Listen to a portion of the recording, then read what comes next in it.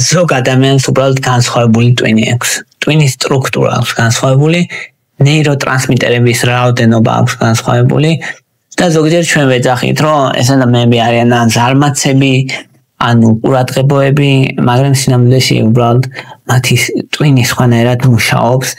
და ასეთ ადამიანებს უჭირთ ყურადღების მოკრება, კონცენტრირება, უშვებენ უყურადღებობით შეცდომებს, ადვილად მათი ყურადღების გაფანტვა ძალიან ადვილია, დისორგანიზებულები არიან, ინტერესს კარგავენ ძალიან ადვილად, მოусვენ რაც შეიძლება იყვნენ, სკამზე ვერ ჩერდებოდნენ, ან ზედმეტად საუბრობდნენ, ან ზედმეტად უცებ ჩაგეჭრას საუბარში სხვას აწყვეტინებდნენ, თავის რიგს ვერ ელოდებოდნენ და აი ყოველთვის წასვლაზე რო არიან ესეთი ადამიანები.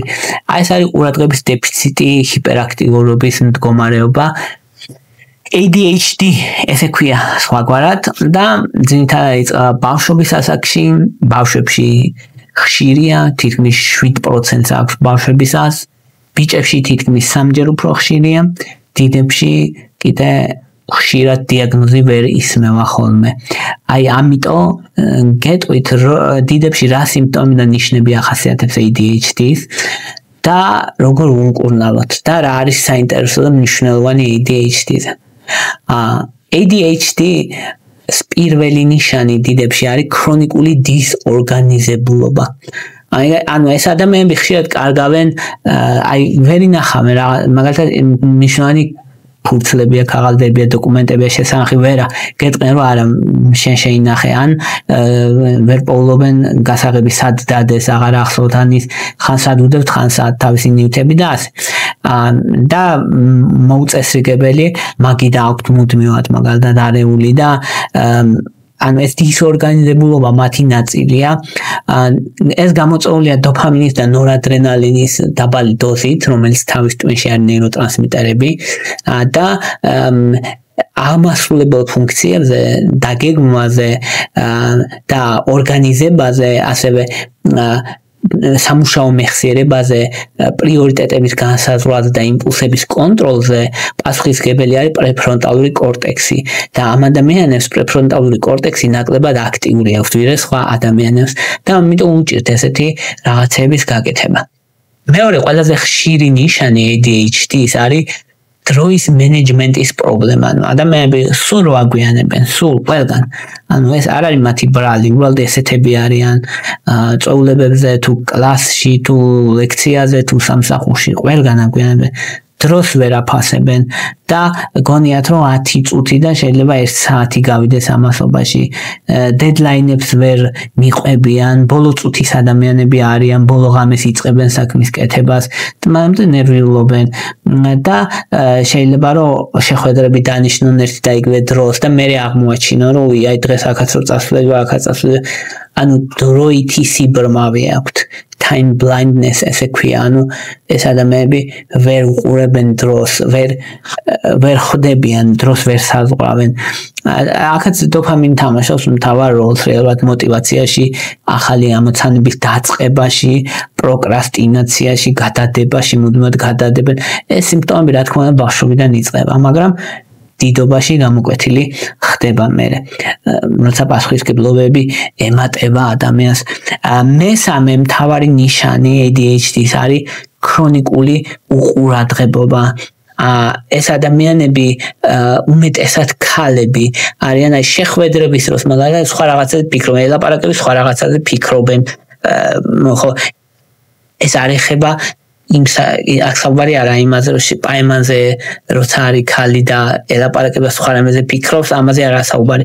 აქ საუბარია რომ სამუშაო შეხვედრები როცა მაგალითად სხვა რამეზე ფიქრობ, რაც აინტერესებთ ძალიან, იმაში ძალიან ყურადღები არიან ADHD ხალხიან, თუ მათი ინტერესის სფეროა, თუ ეს ადამიანების ელაპარაკებიან, ძალიან ყურადღებიანები არიან, მაგრამ თუ კი ისეთი რაღაცა რაც დიდად არ აინტერესებთ, აი ძალიან უყურადღებო ინსტრუქციებს ვერ მისდევენ, აი ავიწყდება სულ რაღაცეები, რაზე ელაპარაკე მეორე წუთს არ ახსოვთ და აი შუა პირველი 2 წუთი ჰაჰა გაძლებს გისმენს და მერე იკარგება ამ საუბარში ვეღარ მოყვება, ფილმს პირველი 5 წუთი უყურებს და მერე ვეღარ უყურებს თუ არ დაინტერესა ან ლექციას და შემქანმექცე ადამიანები არიან.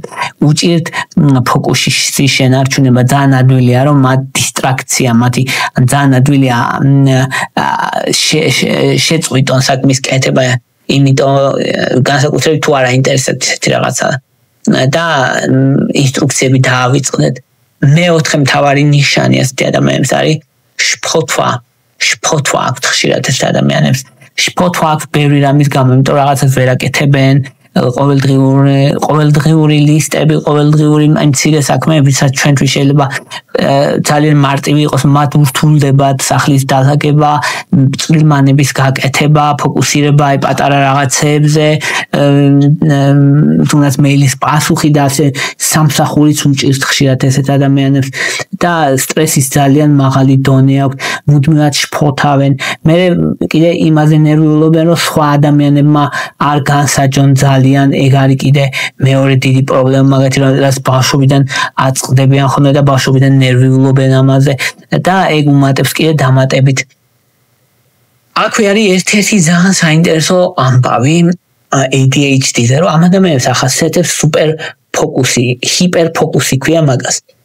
ჰიპერფოკუსი რას ნიშნავს, რომ ადამიანი რომელიც ესე 5 წუთს ვერ დასვა და ვერ გააკეთებინებ, რაც უნდა რაც აინტერესებს, ის შეუძლია 8 საათი აკეთოს გამუდმებით. წყალიც არ დალიოს, ესეც შეუძლია. მუდმივად აკეთოს და საერთოდ არ დაიღალოს. არ დაიღლება, მაგრამ აი მას ვამბობ, რომ მაგალითად შეიძლება ჩვეულებრივი ადამიანი 40 წუთი რო რაღაც ეს საკითხს აკეთებს, მერე იღლება, ფოკუსს კარგავს, ინტერესს კარგავს. არა, ამათ შეუძლია საათობით აკეთონ. ეს შეიძლება იყოს ფილმი, შეიძლება იყოს წიგნი, შეიძლება თამაში, გინახიან თავად ბავშვები, რომლებიც გაკვეთილებზე 5 წუთს ვერ გააჩერებ და კომპიუტერზე თამაშობენ 6-7 საათი განუწყვეტლივ, ისე რომ თვალს არ მოწყვეტენ. ეგ არის ADHD, ეგ არის სუპერ ფოკუსი. მათი ტვინი სხვანაირად მუშაობს. ამ ჰიპერფოკუსის დროს წარმოიქმნება დოფამინი, რომელიც მათთვის ძალიან მნიშვნელოვანია და ძლიერი სტიმულაცია ხდება ტვინის, და ეს ძლიერი სტიმულაცია მათთვის არის გადამწყვეტად მნიშვნელოვანი და ამიტომ შეუძლიათ აკეთონ ისეთი საკითხი, რაღაც ჰობი მოიფიქრონ, მაგალითად და ჩაეფლონ თავიდან ბოლომდე გადავარდნენ იმ ჰობში და ბოლომდე აკეთონ ის საათობით და ეს ძალიან დიდი უპირატესობა, ანუ ეს შეხედვით რომ ვთქვათ რომ შეიძლება ADHD პრობლემურია, მეორე მხრივ შეიძლება თქვა რომ ADHD-ის ნაირი ადამიანი თუ აინტერესებს რაღაცა ვერ მოწყვიტავ იმას იქიდან. აკეთებს დაუსრულებლად იმას და მიდი და გაუწე კონკურენცია ეგეთ ადამიანს როგორ? ხო? ამიტომ ძალიან რაღაც კუთხით ძალიან მაგრები არიან. და ან ჭირდებათ მათთვის მნიშვნელოვანია ძლიერი სტიმულაცია დოფამინის. ეგ არის ყველაზე მთავარი, რაც რეალურად ხო 80% ADHD-ს არის გენეტიკური დაავადება რეალურად, ეგა დარღვევა პროსტovat და გენეტიკა თამაშობს ძალიან დიდ როლს, მშობელს თუ აქვს, დედმამიშვილს თუ აქვს. ზოგჯერ არის რომ შეიძლება არ ქონდეს მშობელს და დედმამიშვილს და პირდაპირ შვილს ქონდეს, ესეც შესაძლებელია.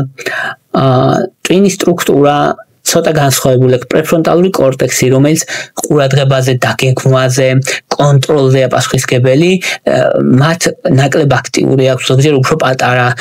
დოფამინი და ნორადრენალინის დონე ან დაბალი აქვს, ან ნაკლებად აქტიური აქვს. და ეს ტვინის განსხვავება რეალურია, მოკლედ. სხვა ფაქტორებიც თამაშობს ADHD-ის განვითარებაზე როლს გარდა გენეტიკის, მაგალითად ის რომ ნაადრევად თუ დაბადებულია ბავშვი, ან დაბალი წონა ქონდა დაბადებისას, ან ალკოჰოლთან, თამბაქოსთან, ან სხვა მალნენითებებთან ორსულობაში დედას თუ ქონდა შეხება და ბავშვობის ძლიერი ტრავმა შესაძლებელია, მაგრამ ნაკლებად გადამწყვეტი, დაახლოებით 5-10%-ია პასუხისმგებელი და 80% მაინც გენეტიკა, ზოგჯერ მეტიც. და ძალიან საინტერესოა ასევე, რომ ეს ადამიანები ADHD-ვისაც აქვს, ზოგიერთ სფეროში არიან ძალიან წარმატებულები, არიან ძალიან კრეატიულები, შემოქმედებითი ადამიანები, მუსიკა, ხატვა, დიზაინი, წერა, ფილმები, მარკეტინგი და შეუძლიათ რისკის თავისთავზე აღება, კაი ანტრეპრენერები შეუძლიათ იყვნენ, შეუძლიათ რომ ბიზნესი დაიწყონ, აი ეს გამბედაობა, გადაწყვეტილების მიღების უნარი, რისკის შემცველი გადაწყვეტილებების იმპულსურობა, ჰიპერფოკუსი შეუძლიათ გამოიყენონ ის, რომ ძალიან წარმატებული გახდნენ. ამიტომ ესე არ არის ხელწამოსაკრავი ხალხი არ არის ADHD ვისაც ძალიან წარმატებული ხალხი შეუძლიათ რომ იყვნენ. მიუხედავად იმისა, რომ ეს ხშირად არის ხოლმე, რომ ბავშვობაში და ისე დასაცინები არიან ხოლმე როგორც ზარმაცები, მაგრამ მეორეს მხრივ თუ იპოვის ის ადამიანი თავის ინტერესის სფეროს, იქ მისი კონკურენტი ვერ იქნები შენ, იმიტომ რომ გაჯობებს, იმიტომ რომ თავდაუზოგავად იშრომებს. რისკებზე წავა, შენ თუ იფიქრებ, რომ ეხლა მეს როგორ ის ადგილად გააკეთებს, იმიტომ რომ მისთვის ის ადრენალინი, დოპამინი, ნორადრენალინია რისკიანი ქცევები და გააკეთებს ის და ის აჯობებს სხვა ადამიანებს. შესაბამისად ჰიპერფოკუსი ძალიან ჩქარ პროგრესში ეხმარებათ, რომ როგორია, რომ ეს დაიწყებს საქმის კეთებას და მუღამს არ კარგავს, საათებით აკეთებს იმას და პროგრესს ძალიან ჩქარა განიცდის და შენ მოგბეზრდება მალე ვთქვათ. ამიტომ ძალიან დიდი უპირატესობა აქვს ეგეთ ხალხს, ძალიან დიდი. ოღონდ თავარია სწორად მიმართვა ეგ უპირატესობა, რომელიც მათ აქვს. რაც შეეხება მკურნალობას, სტიმულანტებია ძირითადად მკურნალობა, მეთილფენიდეიტი სტიმულანტია, რომელიც ნორადრენალინის და ადრენალინის უკუნიტაციების სიხიბირებას ახდენს და ეხმარება იმპულსების კონტროლში. გრძელ მოქმედებიან და მოკლე მოქმედებიან ფორმები გახსოვებული მოქმედებისა მოკლე მოქმედების ფორმები არსებობს და ყოველ დღე მიიღება ხოლმე თითქმის 80%-იანი ეფექტურობა. ამფეტამინები ასევე, ამფეტამინები იცით რომ როგორც ნარკოტიკებად ესეც გამოიყენება, მაგრამ ამფეტამინები პირდაპირ წამალია ADHD-ში ყოველგვარი ნარკომანიის გარეშე. შესაბამისად, ხო არის კიდე ისინი არასტიმულანტები, გუანფესინი, მაგალითად გუანფესინი, გუანფენეზინში არ დაგერიოთ ეგ ის ხელის იმაში ხო ალფა-2 ადრენერგული აგონისტია ეგ და მოქმედებს ოღონდ ისე ეფექტური ვერ არის, თუმცა ეხმარება ამ ჰიპერაქტიურობის დათრგუნვაში და ყურადღებას აუმჯობესებს და იმპულსების კონტროლს აუმჯობესებს. პროპიონია კიდე ასევე ანტიდეპრესანტი, რომელიც ნორადრენალინის და დოპამინის დონეს აუმჯობესებს და ბუპროპიონი ზოგადად არის ანტიდეპრესანტი, მაგრამ გამოიყენება ასევე აი ამ ADHD-ის მკურნალობაში და ასევე მნიშვნელოვანი პრეპარატია, რომელსაც ცოტა გვერდითი ეფექტები აქვს. მოკლედ და ერთ-ერთი უსაფრთხო პრეპარატია მიჩვევას არ იწვევს და განსაკუთრებით იმ ადამიანებს, რომელსაც კომბინირებულად აქვს ADHD და დეპრესია, განსაკუთრებით მათში ეფექტურია, თუმცა აქვს იშვიათი რისკი გულყრების, განსაკუთრებით იმადა თუ მაღალი დოზებით იღებს ადამიანი, ან თუ ელექტროლიტების პრობლემა, გულს რო ირევენ ხოლმე, მაგალითად ბულიმია ნერვოზა თუ აქვს კვებითი ქცევის გულისრევით თუ აქვს მაგ შემთხვევაში შეიძლება გულყრების რისკი გაიზარდოს, ამიტომ ყურადღება საჭირო. აი ეს იყო რის თქმაც მინდოდა ADHD-ზე. თუ მოგწონთ ჩემი ვიდეოები და გინდათ არხის მხარდაჭერა, მაშინ შეიძლება დონაციები გააკეთოთ, ამისთვის აღწერაში მაქვს ანგარიშის ნომრები. ასე ვისაც დონაციას პლუს ჩემთან პირადი კონსულტაცია და გასაუბრება გინდათ პატრეონის საშუალებით შეგიძლიათ. პატრეონის ლინკიც აღწერაში მიდევს. თუ უბრალოდ გინდათ არხის მხარდაჭერა დონაციების გარეშე, ეგეც ძალიან დიდი საქმეა, დალაიქეთ, დაკომენტარეთ, გააშიარეთ, ან გამოწერეთ არხი, ეგ ძალიან მნიშვნელოვანია YouTube-ის ალგორითმისთვის.